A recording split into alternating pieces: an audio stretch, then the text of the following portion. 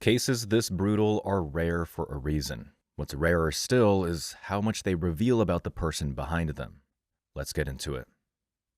In the summer of 1983, a man was sitting in a jail cell in Montague County, Texas, and he was smiling. A slow, comfortable smile. The kind you see on someone who has just been handed something they have been starving for their entire life. His name was Henry Lee Lucas. He was 46 years old, slight, unremarkable looking, with one real eye and one glass one. He had been brought in on a minor firearms charge. By every reasonable measure, he should have been looking at a short sentence and a quiet walk back out into the world.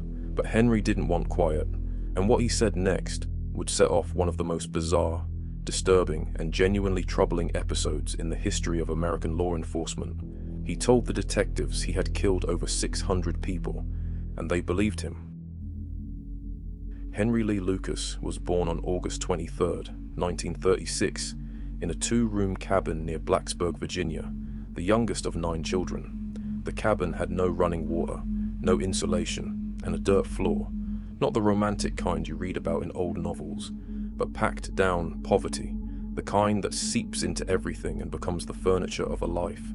His father, Anderson Lucas, had lost both legs in a train accident before Henry was born, and spent his days selling pencils on the roadside. Locals called him No Legs. He was, from all accounts, a man who had been thoroughly broken by life long before Henry arrived in it. His mother, Viola, was a different story entirely. Viola War Lucas was an alcoholic who operated as a prostitute out of the family home, with her children present. Henry grew up watching men come and go through that cabin from his earliest memories, with no attempt made to shield him from what was happening. She beat him regularly, with boards, with switches, with whatever was within reach, and the reasons behind it were often non-existent or impossible to identify. When Henry was around 7 years old, she struck him across the head, hard enough to knock him unconscious. He didn't regain consciousness for days. A neighbor eventually stepped in and got him to a doctor. The physical damage was treated as best it could be. Whatever the blow had done to everything forming inside him, that went untreated entirely. Viola also dressed Henry as a girl. She curled his hair, put him in dresses, and sent him to school that way for years. His classmates were children, and children tend to be brutal about things like that. Henry, who was already flinching at the sound of footsteps, already learning that home was dangerous and the world outside offered no safety in return, retreated further into himself with each passing year. When he was 10, his older brother was fooling around with a penknife and caught him across the left eye. The injury needed immediate medical attention. Viola didn't take him. The infection spread over the following days, and by the time anything was done, the eye couldn't be saved. Henry was fitted with a glass prosthetic and would spend the rest of his life looking at the world through one eye, while the other stared at nothing. He was 10 years old, and his body was already carrying the record of everything that had been done to him. By his early teens, he had started spending time in the woods with an older boy from the area, trapping animals. It didn't stay at trapping. The two of them escalated, killing animals not for food or for any practical reason, but to watch what happened. Henry later talked about this period with a kind of flatness that is more unsettling than any dramatic account could be. It was simply something they did. For a boy who had never had control over a single thing in his life, it was apparently the closest thing to power he had ever found. He dropped out of school. He started drifting. He had no model for what a functioning life was supposed to look like, because he had never been inside one. In January 1960, Henry was 23 years old and staying with his mother in Tecumseh, Michigan. Viola had come to visit, which, knowing everything you now know, should read as the warning it was. The two of them had always fought. That part wasn't new, but there is something particular about the dynamic between Henry and Viola that had been building since the day he was born.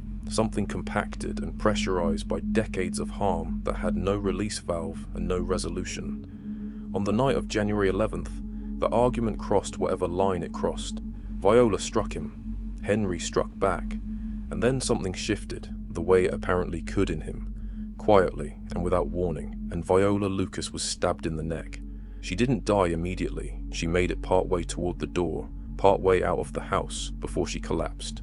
By the time anyone reached her, she was gone. Henry ran. He was arrested 2 days later in Ohio, drifting north without any clear destination. When investigators asked him what had happened, he said he hadn't meant to do it, that she had hit him first, that it was an accident. Over the following years, the details of that night would shift and change, depending on who was asking and what Henry thought they needed to hear. But the one thing that never changed was this: his mother was dead, and his hand had held the knife. He was convicted of second-degree murder and sentenced to between 20 and 40 years in Michigan State Prison. While he was incarcerated, he tried to take his own life. Twice. He was transferred to a psychiatric unit at Ionia State Hospital for evaluation and some form of treatment. Whether any of it reached whatever needed reaching is genuinely impossible to say. What is documented is that after serving 10 years, he was recommended for release, and that the prison superintendent put his objections in writing.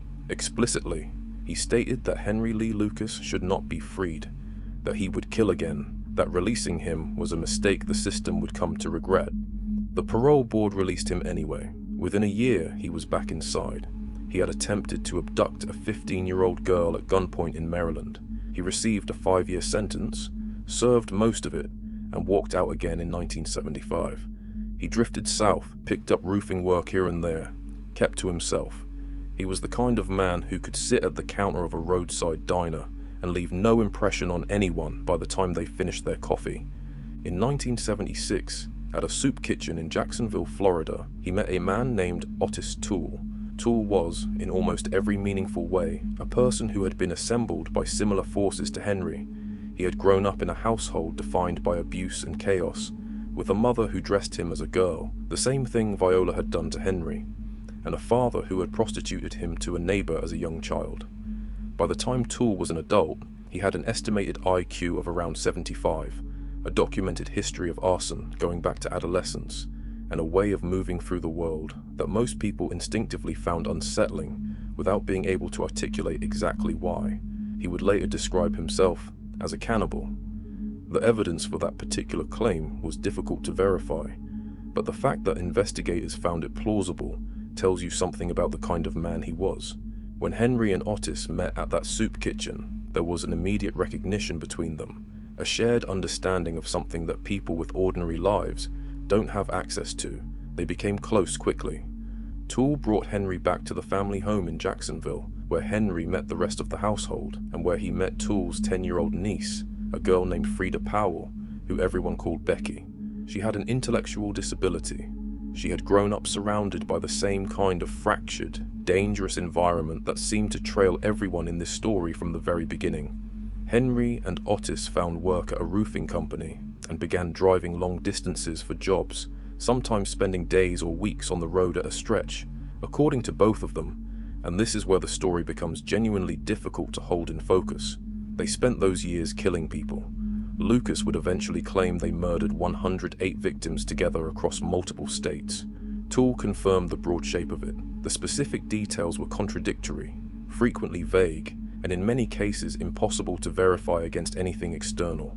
What investigators pieced together over time was that the two men moved across the American South, Florida, Georgia, Texas, Louisiana, and that their targets were consistently people on the margins: hitchhikers, women traveling alone, sex workers, migrants, people whose disappearances might go unreported for weeks or might never be reported at all. How many of those claimed kills were real and how many were constructed later is a question that has never been fully resolved. That uncertainty is its own particular kind of horror. What was increasingly real and increasingly hard to ignore for anyone paying attention was what was developing between Henry and Becky Powell. By the early 1980s, she was a young teenager. Henry was in his mid-40s. He talked about her as though she was the only person who had ever genuinely cared about him. He described their relationship as romantic. This is one of the most disturbing elements of the entire story, and the most disturbing thing about it is how traceable it is. How clearly you can follow the line from a boy who was never shown what a healthy human bond looked like to a man who was genuinely incapable of recognizing what one was supposed to be. In 1981, Becky's mother died. Her younger brother Frank was placed in a juvenile facility. With nowhere stable to go, Becky came more completely into Henry's world. She traveled with him. She relied on him. Child welfare authorities eventually noticed she was unaccounted for and began looking. Henry and Becky fled west to California, then looped back east through Texas, eventually landing in a small, quiet community called Stoneburg in Montague County, where a religious group called the House of Prayer took them in without asking too many questions. Henry did handyman work around the property. Becky helped out where she could. But she was homesick. She wanted Florida, her grandmother, whatever small, real fragments of a life she had before any of this. She told Henry she wanted to leave and go back.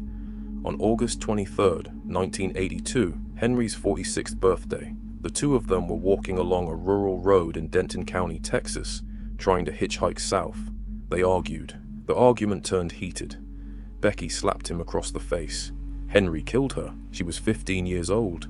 He dismembered her body and left it scattered across a field, then walked back to Stoneburg as though nothing had happened. He returned to the House of Prayer and to the home of an 82-year-old woman named Kate Rich, who had taken him in and given him work around her property in exchange for somewhere to stay. She was kind to him in the uncomplicated way some older people are kind to people who appear to need it. She fed him, she asked him questions, she noticed when things didn't add up, and she was, by the time Henry walked back through her door without Becky, the one person in that community who might start connecting the right things together. A few months later, in the autumn of 1982, Kate Rich was reported missing. She had last been seen getting into a vehicle with Henry. Her remains were found in a drainage culvert. She had been stabbed. Investigators recorded the condition of the scene in careful, measured language in their reports. The careful language is sufficient.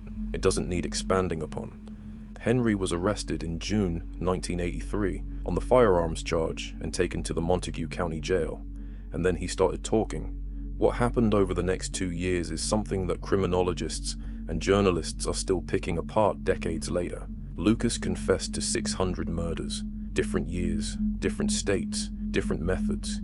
He described crime scenes in granular detail. He led investigators to locations. He named victims. Detectives who had been sitting on cold cases for years found themselves across a table from a man who appeared to know things that only someone present at the crime could possibly know. The Texas Rangers established what became known as the Lucas Task Force, a dedicated operation built entirely around processing his confessions. Investigators flew in from departments across the country. Within 2 years, more than 200 unsolved cases had been officially closed and attributed to Henry Lee Lucas.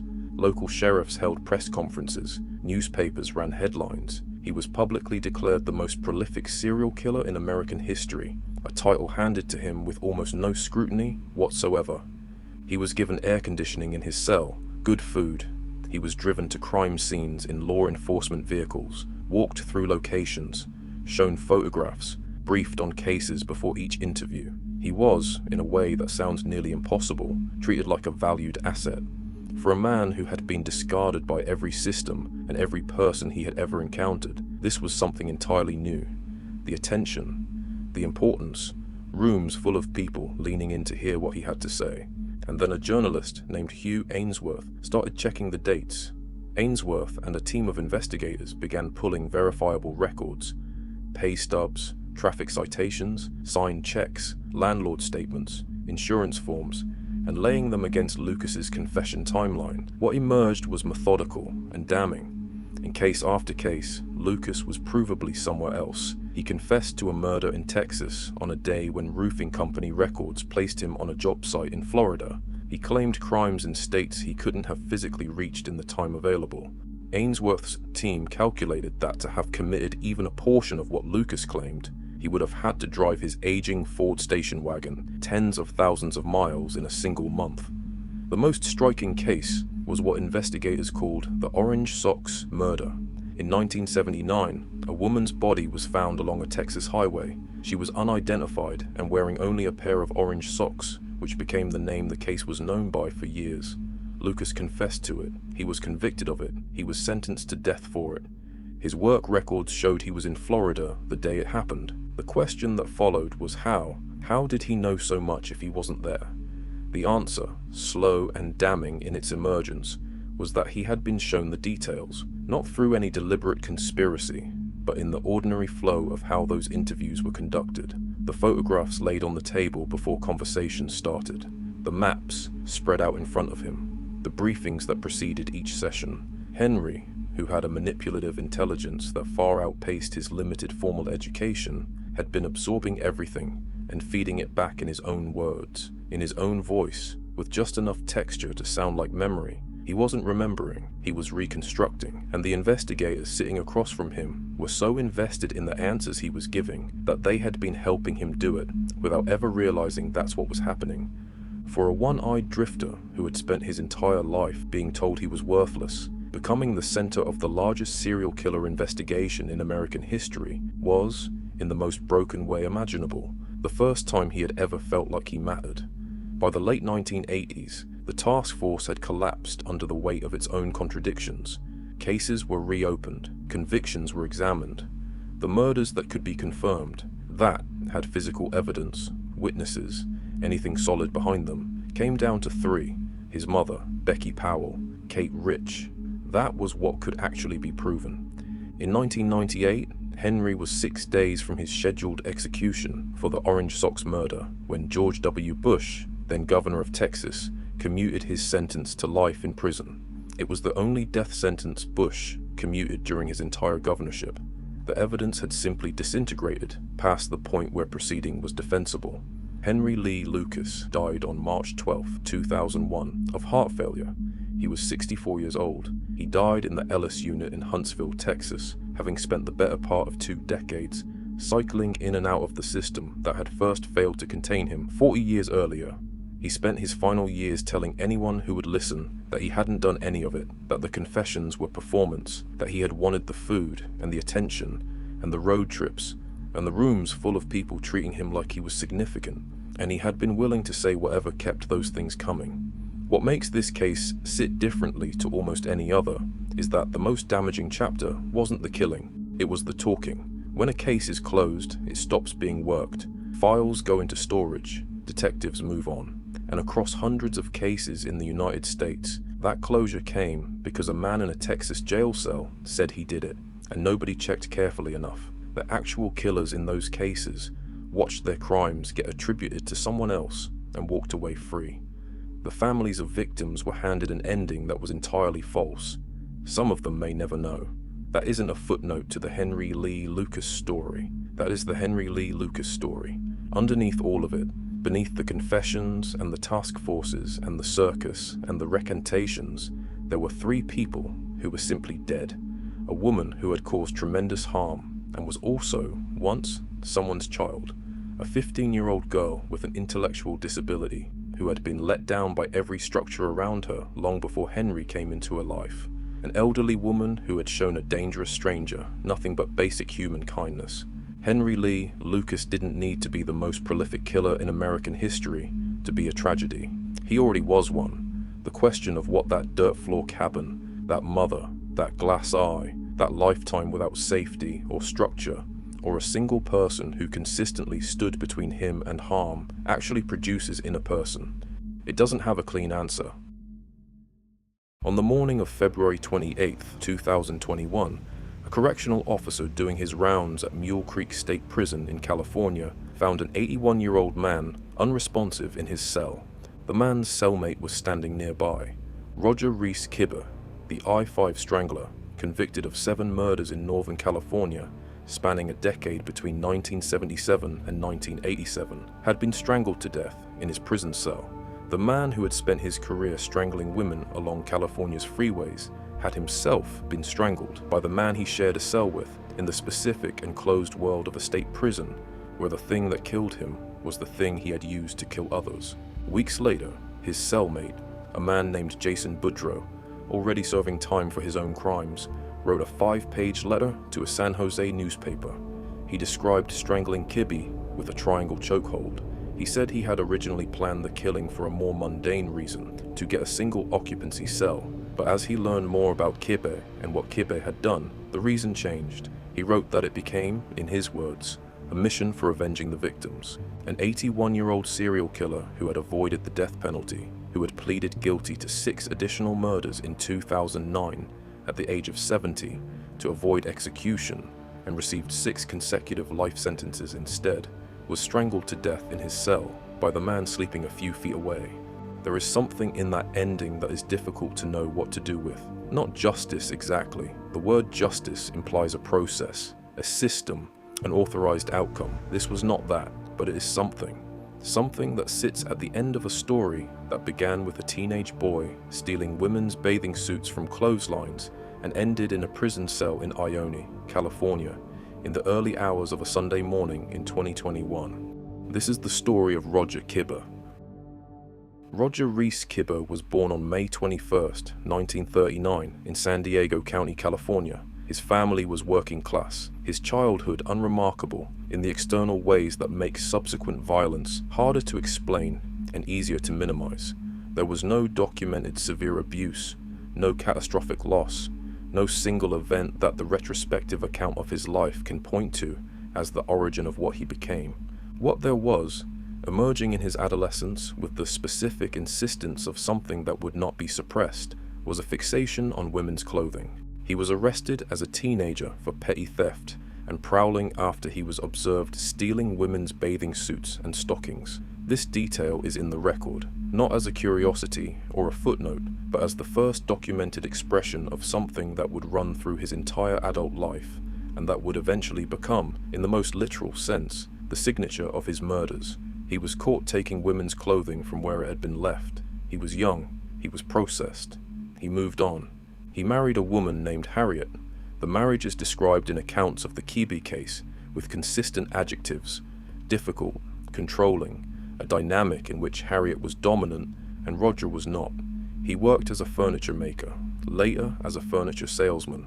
He was, in the social world of suburban Sacramento in the 1970s and 1980s, the specific kind of unremarkable that does not attract attention. A middle-aged man, a husband, someone you would pass in a hardware store and not remember. He served 2 prison stints for non-violent crimes before the killings began. The specific charges are not fully detailed in the public record in ways that make them easy to catalogue, but the pattern of a man who was in and out of the legal system for property crimes and similar offences, who had a record that should theoretically have made him visible to investigators once the murders began, is consistent across every account of his pre-killing years.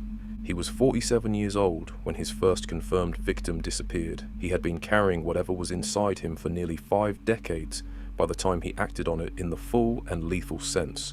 Lou Ellen Burley was 21 years old in September of 1977.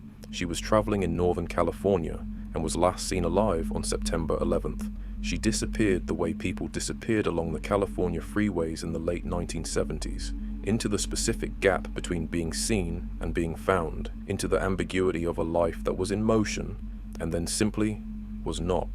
Her body was not found. Not then.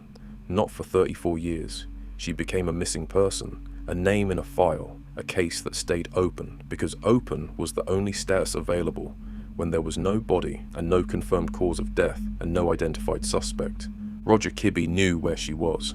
He knew because he had put her there, in a creek bed in the Lake Berryessa area of California, in the terrain of the Northern California hills that he knew well and that he used as his disposal sites across the decade of his killings. He knew exactly where Lou Ellen Burley was for 34 years, while her family did not know and the investigation did not know, and the file stayed open with no resolution attached to it. After his 2009 plea deal, as part of the negotiated confession that produced the 6 additional life sentences, Kibbe agreed to help investigators find Lou Ellen Burley's remains. For 2 years they went into the Lake Berryessa area, sometimes bringing Kibbe himself, now in his 70s, to walk the terrain and identify the location. The terrain had changed across 3 decades. He was not much help. The creek beds had shifted. The vegetation had grown and changed and rerouted itself in the way that natural landscapes do across 30 years. In June of 2011, DNA testing confirmed that a piece of bone pulled from a creek bed in the area was Lou Ellen Burley. She was identified from a fragment. Her remains were eventually laid to rest in Klamath County, Oregon, where she had been born. She had been missing for 34 years, between 1977 and 1985. There is a gap in the confirmed record, a period in which Kibbe's documented crimes do not include confirmed murders. Though investigators believe the killings did not stop entirely, he was in and out of prison for non-violent offenses. He was living with Harriet. He was working as a furniture salesman. He was, to every person who intersected with his surface life, nothing remarkable. But the investigators who spent years building the case against him believe that the gap is not an absence of violence. It is an absence of evidence. Women who disappeared along California's freeways in those years, whose cases were never connected to him, whose files stayed open with no suspect attached. The confirmed record is not the complete record. It is only what could be proven. In 1986, the killings accelerated. The method he had developed was specific and consistent enough that investigators would eventually identify it as a signature. The particular combination of approach, assault, strangulation, and post-mortem ritual that linked the cases, once there were enough of them to see the pattern. He cruised the freeways south of Sacramento in his car at night, looking for women alone on the roadside or at rest stops, women with car trouble, women who needed a lift, women who were, in the specific vulnerable geography of a California freeway at 2 in the morning, grateful that someone had stopped. He offered help. He seemed unthreatening. He was middle-aged and domestic-looking in the way of men who have been furniture salesmen and suburban husbands for decades. He was not physically imposing. He did not fit the profile that the alarm was primed to fire at. Once a woman was in his car, the situation changed rapidly. He drove to remote locations, the back roads and isolated areas adjacent to the freeways that he knew from years of driving those corridors. He used ligatures, parachute cord, rope, the specific tools of strangulation, rather than the hands-on method that requires sustained physical proximity. He was controlled and deliberate in a way that suggested someone who had thought carefully about this. And then he cut the clothing. This is the detail that made Roger Kibb different from every other killer working California's freeways in the same period. After his victims were dead, he cut their clothing with scissors, irregular shapes, specific patterns, not random damage, but deliberate and precise cutting that served no obvious practical purpose. He removed portions of their clothing. He left the bodies partially or fully undressed in ways that the cutting had created. The clothing was sometimes left at the scene and sometimes taken. The cutting was not the cause of death, and it was not a functional act. It was something else. The specific expression of the same fixation that had sent a teenage boy onto his neighbor's property to steal bathing suits and stockings. The clothing fetish that had been present since adolescence had not disappeared or been replaced. It had become part of the killing. It had been incorporated into what he did in a way that made the murders, for him, something beyond murder.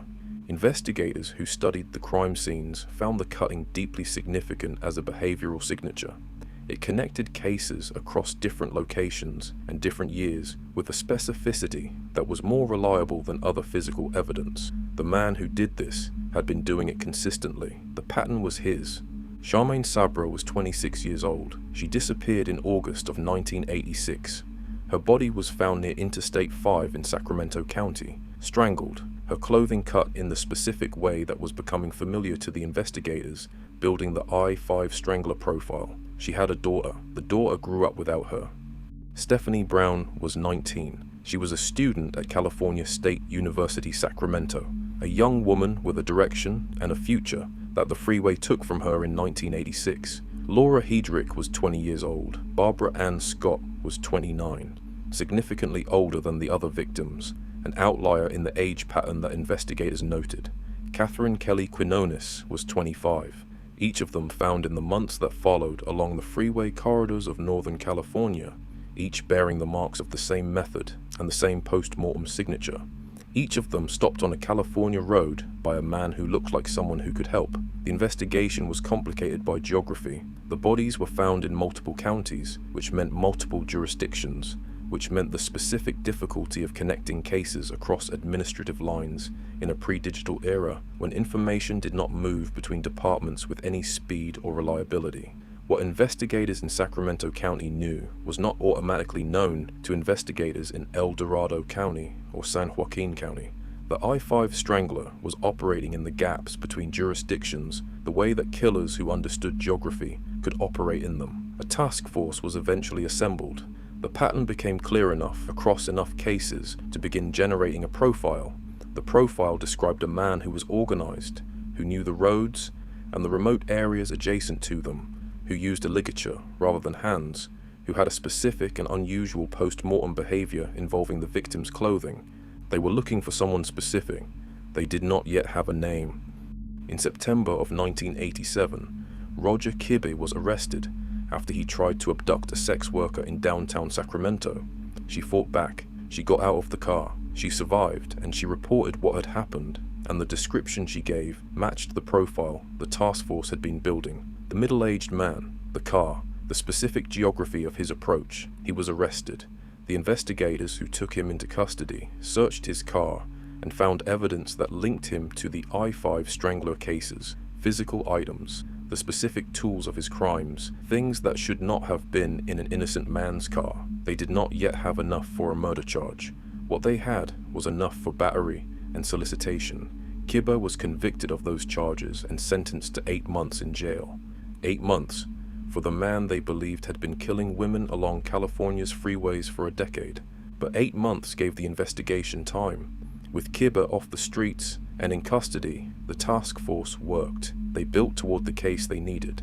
They connected the microscopic evidence, fibers, trace materials, to the specific link between Kibbe and one of his confirmed victims. The forensic work was painstaking and slow, but it produced what they needed. Darcy Renee Frackenpole was 17 years old. She was a runaway from Seattle who had been found in 1987 near Lake Tahoe, near the area where Kibbe's brother lived, which would become a significant detail in the geographic analysis of his disposal sites. She was the victim that the first trial focused on, and 2 pieces of microscopic evidence connected Kibbe to her death with sufficient certainty to produce a conviction. In March of 1991, Roger Kibbe was convicted of first-degree murder for the death of Darcy Frackenpole. He was 51 years old. He was sentenced to 25 years to life. He had been convicted of 1 murder. Investigators believed he had committed many more. The investigation did not stop because Kibbe was in prison. The task force continued working the open cases, continued building toward the evidence that would support additional charges, continued the painstaking process of constructing cases that had been difficult to build when Kibbe was free and were no less difficult with him incarcerated. Years passed. Kibbe aged inside the California prison system. He was at San Quentin and then at other facilities, serving his 25 to life for Darcy Frackenpole while the other cases remained open and the families of other victims lived in the specific limbo of knowing who had killed their daughter or their sister without having a conviction to confirm it. In 2009, Kibbe was 70 years old. The San Joaquin County District Attorney brought 6 additional murder charges, cases covering the killings from 1977 through 1986, each representing a woman whose death had been connected to him by the accumulated forensic and investigative work of the years since his conviction. The charges carried the death penalty as a possible outcome. Kibbe pleaded guilty. He was 70 years old and facing the death penalty, and he made the calculation that an older man in poor health makes when the alternative to a plea deal is a capital trial. He confessed to 6 murders. He agreed to help investigators find Lou Ellen Burley, the first confirmed victim whose remains had been missing for 32 years. He received 6 consecutive life sentences without parole. He had avoided execution. He received life, 6 of them, in a cell at Mule Creek State Prison in Ione, California. He lived on death row for another 12 years. On the night of February 27th into the early hours of February 28th, 2021, a correctional officer doing rounds found Roger Kibbe unresponsive in his cell. His cellmate Jason Boudreau was standing nearby. Kibbe was taken to the prison healthcare facility. He was pronounced dead at 12:43 in the morning. He was 81 years old. The autopsy confirmed what the circumstances suggested. He had been strangled. The I-5 Strangler, the man who had strangled 7 confirmed women with parachute cord along California's freeways across a decade of killings, had been strangled to death in his prison cell. The teenage boy who stole bathing suits from clotheslines had become the man who cut the clothing of his victims as part of the act of killing them. The fixation that had been present from adolescence had never left. It had found its final expression in the most terrible way available to it. There is a house in Tokyo that nobody will buy. It sits in a quiet corner of Setagaya Ward, in the western suburbs of the city, on a street that the world seems to have slowly walked away from. The neighbors are gone. Their homes were demolished years ago. The land folded into the park that borders the road, as though the city itself was trying to create distance from what happened here. So now the house just stands alone. The windows are dark in the way that windows are only dark when no one has looked through them in a very long time. The walls are weathered. The silence around the property has a particular quality to it. The kind of silence that doesn't feel like the absence of sound, so much as the presence of something that replaced it. The police still guard it, not because they believe anyone dangerous is inside, but because what happened in that house on the last night of the year 2000 has never been explained. The person responsible is still alive, still moving through his days, still carrying a secret so heavy that it has pressed down on an entire nation for 25 years without ever breaking the surface. This is the story of the Miyazawa family, and it is one of the strangest, most deeply unsettling cases I have ever come across. Why it sits in a category of its own in the history of unsolved crime, you first need to understand who the Miyazawas were, because they were not famous, they were not powerful, they were not the kind of family you would ever expect to find at the center of anything. They were ordinary, quietly, completely, beautifully ordinary, and that is precisely what makes what happened to them so hard to put down. Mikio Miyazawa was 44 years old. He worked for a British advertising firm in Tokyo, a steady, professional life built on precision and showing up. His colleagues respected him.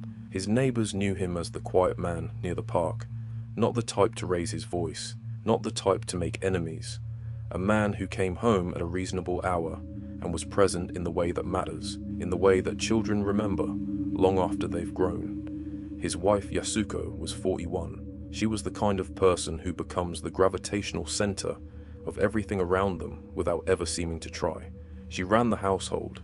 She maintained the connections, the calls, the visits, the small acts of care that hold a family together at its edges.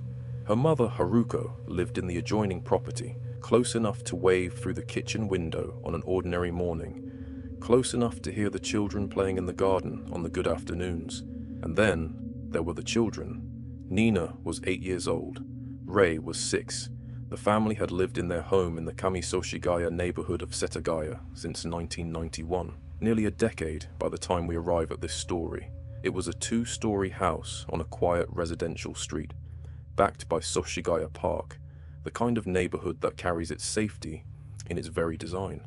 Calm streets, pedestrian paths, limited traffic, the sort of place where parents let their children walk to the park alone because nothing bad happens here. The surrounding area had thinned in recent years, families selling their land to the city, homes coming down one by one as the park expanded. And so by the end of 2000, the Miyazawas had grown somewhat isolated from their immediate neighbors. But isolation in a safe place doesn't feel like danger. It just feels like quiet. And quiet was all it was. Until it wasn't. December 30th, 2000. New Year's Eve was tomorrow. The city was easing into that particular collective exhale that arrives in the final hours of a year. The restaurants filling, the preparations being made, the sense of something ending and something else gathering itself just beyond the edge of the calendar. Tokyo was preparing to welcome a new year. The streets had a particular energy that night, the kind that makes the world feel briefly like it might turn out all right.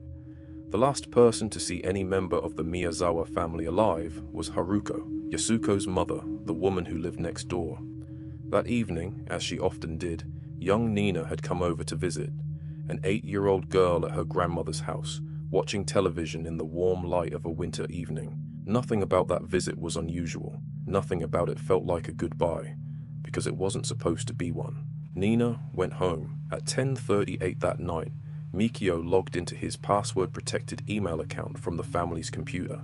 That timestamp, 10:38 p.m. on December 30th, 2000, would later be identified as the last confirmed moment that any member of the Miyazawa family was alive.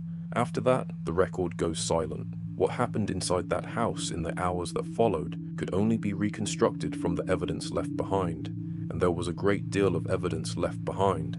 Sometime after 10:38 p.m., someone climbed the fence at the rear of the Miyazawa property, used the external air conditioning unit as a foothold, and pulled himself through a second-floor bathroom window. The park was empty that night. The surrounding properties were dark. There were no witnesses to see him arrive. No one to notice the particular way a man moves when he is moving towards something he has already decided to do. What happened next has been reconstructed through years of forensic work. The sequence, as investigators pieced it together, goes like this. He moved first to the second floor, to a child's bedroom. Ray was 6 years old. He was in his room. He was strangled, the only member of the family to be killed that way, with bare hands, in a manner entirely different from what would come next. Investigators have spent years trying to understand what that distinction means. Why strangled? Why not the knife he had brought with him? Was it because the boy was small? Because something in him paused, briefly, in the doorway of a child's room, and made a different decision? Or was it calculated, deliberate, a specific choice made for reasons that have never been established? No one knows. That question has never been answered. Then something changed in the house. Perhaps Mikio heard a sound from above, a footstep where there should have been none, a silence that had shifted in some way he couldn't name but couldn't ignore. Something pulled him toward the stairs. He went up, and in the narrow space between one floor and the next, in the dark stairwell of his own home, he came face to face with the man who had come through his window. Mikio fought. The evidence confirms this without ambiguity. He fought with everything he had, hard enough to wound the intruder, hard enough to leave the intruder's blood across multiple surfaces throughout the house. But Mikio was stabbed more than 10 times. His body came to rest at the foot of the stairs, right there. At the bottom of the steps he had walked up and down every day of the decade he had lived in that house. Yasuko and Nina were killed downstairs. Each of them was stabbed dozens of times. The investigators who walked into that scene the following morning, men and women who had spent careers in serious crime, described what they found in ways that suggested the words available to them were not quite adequate. Japan is a country with one of the lowest violent crime rates in the world. What was inside that house on New Year's Eve morning had no precedent in the experience of the people trying to make sense of it. By approximately 12:05 in the morning, it was over. 4 people were dead inside a house that had been their home for nearly a decade, and the man who had killed them made a decision that no investigator in all the years that followed has ever been able to fully explain. He didn't leave. This is the detail that cracks the Setagaya case open into something different, something that lives in a category of wrong that doesn't have a clean name. Most people who commit violence, even those who planned it, even those who came prepared, are overtaken by what the body does afterward. The adrenaline, the sudden terrible clarity of what has happened, the biological imperative, as ancient and ungovernable as anything in human nature, to run, to put distance between yourself and what you have done, to get out. Investigators build their reconstructions around this. The killer flees, the killer panics, the killer makes mistakes in the act of leaving because leaving is the only thing the body knows how to demand. This man's body demanded nothing of the sort. He went to the kitchen. He opened the refrigerator and stood in its pale light and looked at what was inside. He found 4 small containers of ice cream, the kind bought for children, the kind with bright colors on the packaging, and he ate them one by one. He found bottles of barley tea and drank those too. He used the family's bathroom. When investigators later analyzed what he left behind there, they found traces of sesame seeds and string beans, the remnants of a meal he had eaten hours before the murders. He had come from somewhere, had sat somewhere and eaten dinner, like a person with an evening, with a life, with somewhere to be afterward. He had arrived at this house, having already had a day. At 1:18 in the morning, more than an hour after the killing was done, he sat down at the family's computer and went online. Investigators were eventually able to partially reconstruct his browsing. The full picture has never been made public.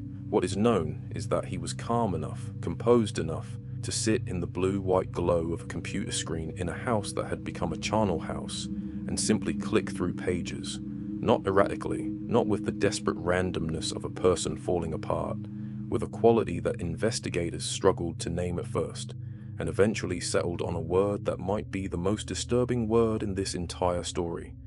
Comfortable. He appeared comfortable. Some investigators believe he slept.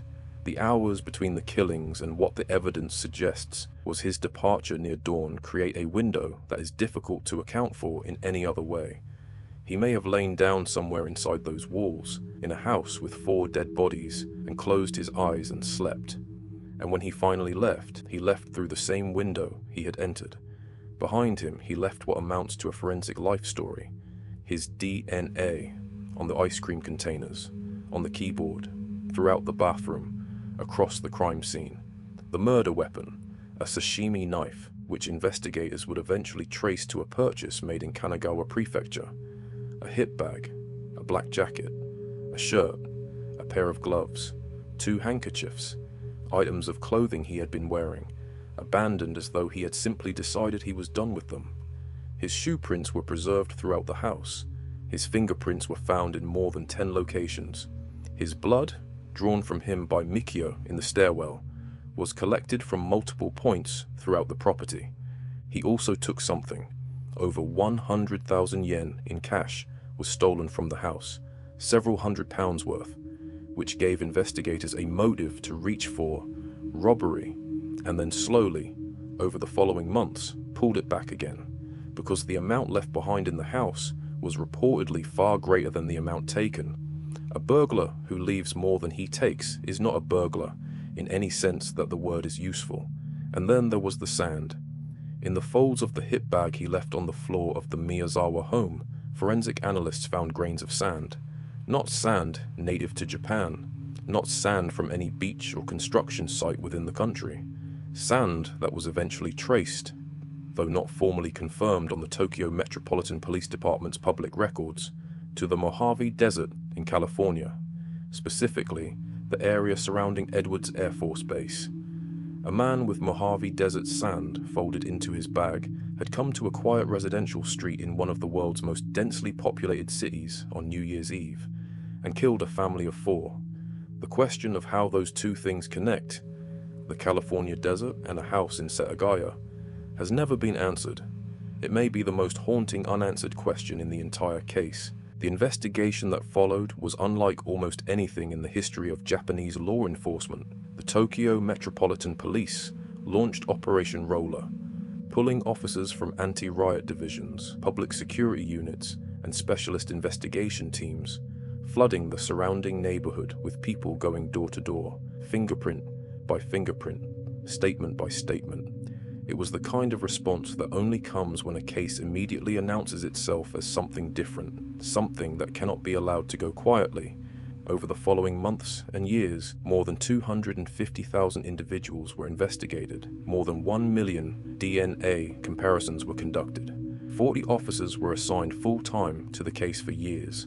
Entire careers bent around a single question that refused to answer itself. The forensic profile of the killer that emerged from this effort was extraordinarily detailed for its era. Anthropological analysis of his DNA revealed something specific, something that marked him out immediately from the vast majority of people who might have been in Tokyo that night. His mother's ancestry traced to southern Europe, likely Mediterranean. His father's ancestry pointed towards Southeast Asia. He also carried a specific genetic sequence found in roughly 1 in 5 people of Korean descent, a detail that would become significant when investigators looked more closely at something else he had left behind: his shoes. The shoes abandoned at the scene, a particular model, a particular size, were not sold anywhere in Japan, not through any retailer, not through any distributor, not anywhere in the country. Whoever had worn them into that house had brought them from somewhere else entirely, from a different country, a different life, a different world than the one he had entered through a bathroom window on New Year's Eve. The clothes he left were examined, the knife was traced to Kanagawa Prefecture, the sand was studied, the bag was analyzed, the computer browsing history was partially reconstructed, every thread was pulled. Not one of them led anywhere that produced a name. Over 1 million DNA comparisons. 0 matches. The profile existed in extraordinary detail. The person it described did not exist in any database on Earth.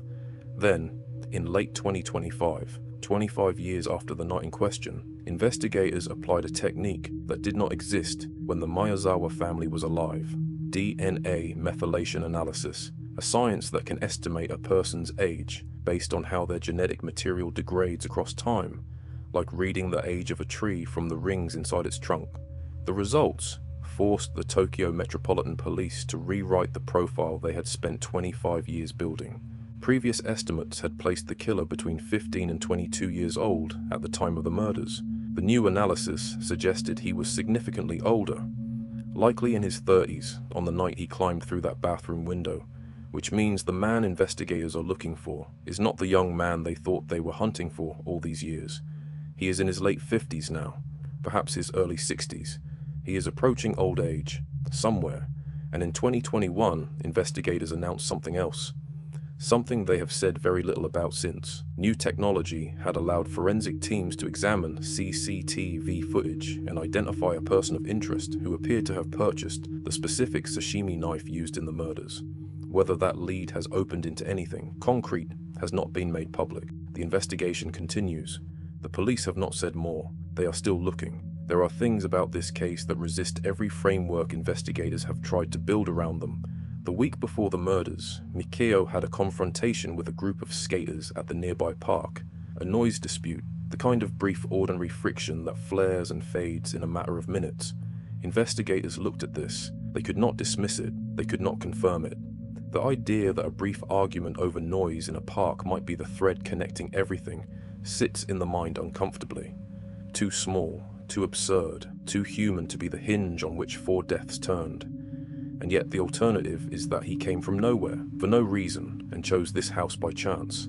That alternative doesn't sit easily either, but it is the behavior after the killings that criminal psychologists have returned to, again and again, across 25 years of writing and analysis, an attempt at understanding. Almost every assessment converges on the same conclusion. This was someone for whom killing 4 people, including 2 children, did not produce the responses that killing produces in virtually every human being. Something else, something that sits outside the normal spectrum of human response to violence, as though once the family was gone, the house had simply become his, as though he had not invaded it so much as claimed it. That image of a man sitting in the blue-white glow of a computer screen in a house that had gone terribly quiet, eating ice cream and clicking through pages at 1:18 in the morning while the city outside counted down to a new year, is the image that has never left this case. The Tokyo Metropolitan Police announced plans to demolish it. 25 years of emptiness and weather have left the structure deteriorating beyond easy repair. Relatives of the Miyazawa family appealed the decision. They wanted it preserved, and perhaps that instinct is understandable. Perhaps as long as something physical remains, as long as there is something to point to, something that holds the shape of what happened, the possibility of an answer hasn't entirely closed. Flowers are still placed at the fence. Drinks are still left. People still come. The case remains open. The statute of limitations for murder in Japan was abolished in 2010, a change driven in large part by public outrage over the possibility that the Setagaya killer might one day escape justice through a technicality. The Miyazawa family's deaths changed Japanese law. It was not the justice anyone wanted for them, but it was something that came from their names. Somewhere in those expanding databases, someone shares blood with the man who ate ice cream in a house full of the dead on the last night of the year 2000. A cousin, a sibling, a child he may not even know exists. The net is widening, slowly, quietly, without announcement, and somewhere, a man in his late 50s or early 60s is living whatever life he has built for himself, and the distance between him and that night in Setagaya is closing, whether he knows it or not. In the spring of 2002, forensic investigators began excavating a pig farm in Port Coquitlam, British Columbia. They were looking for evidence. They found a farm that looked, from the outside, like 100 other farms in the Fraser Valley. A sprawling property, outbuildings, the smell of animals, the particular disorder of a working agricultural operation that has never prioritized appearance over function. They had a search warrant originally issued for illegal firearms. What they found was something that made the firearms irrelevant before the first afternoon was over. Body parts, scattered across the property in ways that required weeks of forensic work to fully understand and catalogue. In the pigsties, in the slaughterhouse, in the soil of the farm itself, DNA evidence eventually connected the property to at least 33 women who had disappeared from Vancouver's downtown east side over the previous decade, women whose disappearances had been reported to police who had not moved fast enough, women whose names were on a list that kept growing while a pig farmer 12 miles east of the city kept driving his truck along a 10-block stretch of road and offering money and drugs to women who needed both. His name was Robert William Pickton. He was known to the women of the downtown east side who had seen his truck and accepted his offers as Willie. To the police, who eventually processed his farm as a crime scene that would take years to fully excavate, he was something else. To the court that convicted him, he was a man responsible for the deaths of at least 26 women. To himself, in a recorded conversation with an undercover officer placed in his cell while he awaited trial, he was a man who had killed 49 people and was upset that he had been sloppy enough to get caught before he could make it an even 50. This is his story. Robert Pickton was born on October 24th, 1949, into a world that smelled of animals and rot and the particular dampness of a Fraser Valley winter. His parents ran a pig farm on the outskirts of Port Coquitlam, not a gentle place, not a place that softened anything about the reality of where food comes from. The pigs arrived, the pigs were fed, the pigs were killed. The cycle repeated. This was the backdrop against which Robert Pickton learned what the world was made of. Louise Pickton ran the household the way she ran the farm, with the pigs at the center of it, and the boys somewhere below that. She sent Robert and his brother David to school, in clothes soaked through with the smell of manure. Not once, not as a single bad week, as a permanent condition, a daily reality. The way those boys moved through the world, trailing the farm behind them like something they could never take off. Their classmates called them Stinky Piggy. Children have a gift for finding the wound and pressing on it, and they pressed on it every day. The sister, Linda, was sent to live with relatives in Vancouver.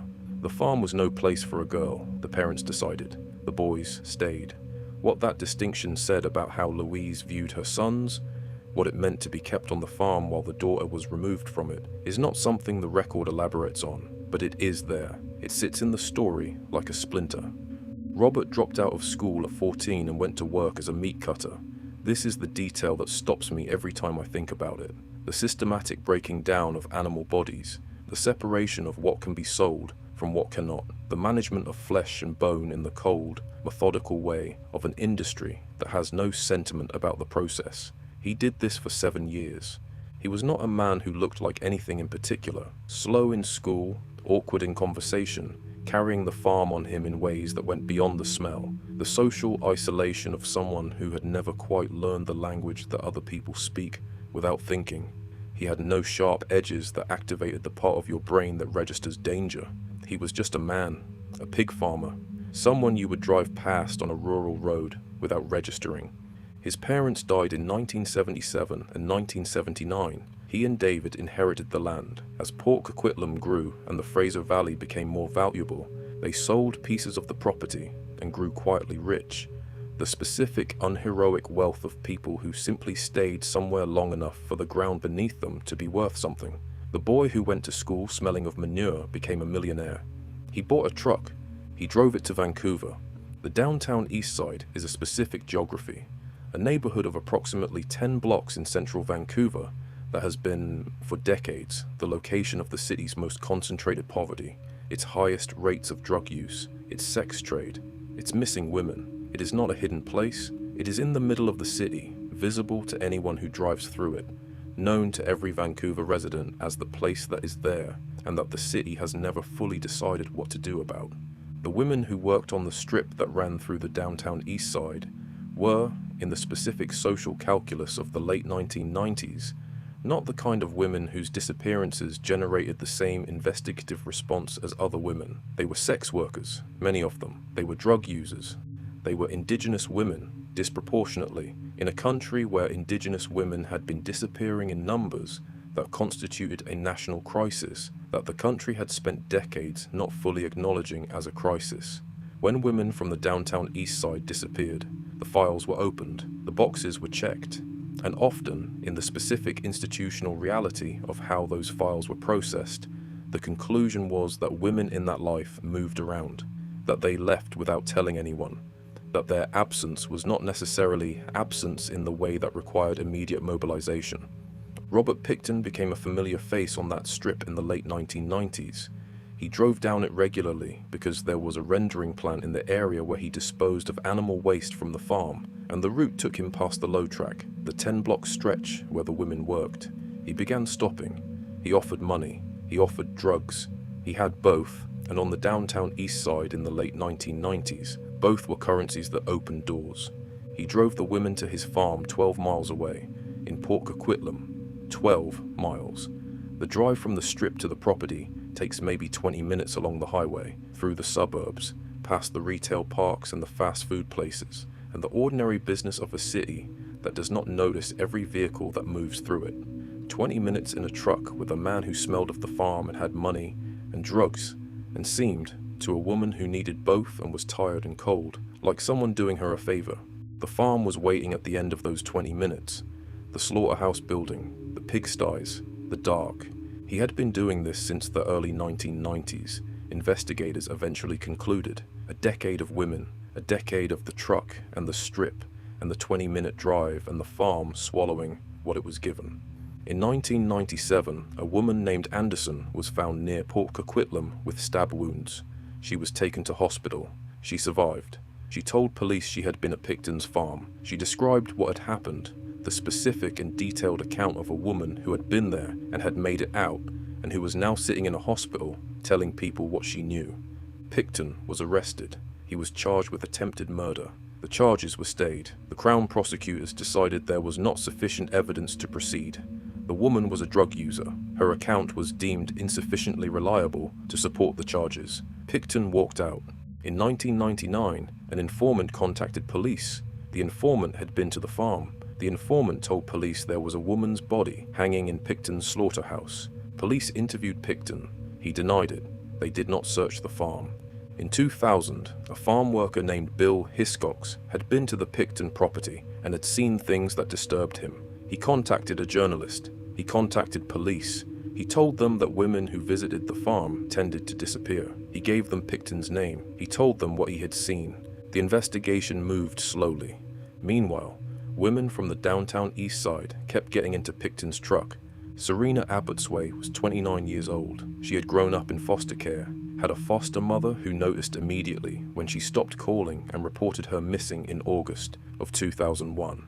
The foster mother pushed. She kept calling. She kept asking. She was the kind of family member who does not accept being told that a missing person probably moved on. Mona Lee Wilson was 26. She had been to see her doctor in November of 2001. She did not make it home. Her disappearance was reported. The investigation into the missing women of the downtown east side had by 2001 become impossible to dismiss. The numbers were too large, the pattern too clear, the community advocacy too sustained for the police to continue processing each disappearance as an individual isolated case.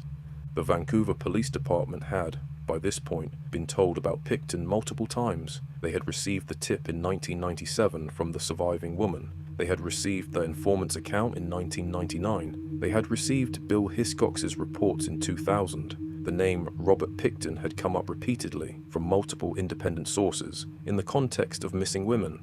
On February 6, 2002, police executed a search warrant at the Pickton farm. The warrant was for illegal firearms, a lower bar than a murder warrant, an entry point into the property through a different legal door. They found firearms. They found something else. Personal items belonging to missing women on the farm, in the outbuildings. The property was sealed. The excavation began. What investigators found on that farm across months of forensic work cannot be catalogued here without crossing into something that serves no purpose beyond shock. But I want you to understand what the farm was. Not as a crime scene, as a place.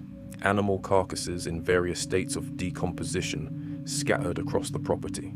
The slaughterhouse building, a low structure, functional, built for exactly what its name describes, sitting at the edge of the property in the grey Pacific rain.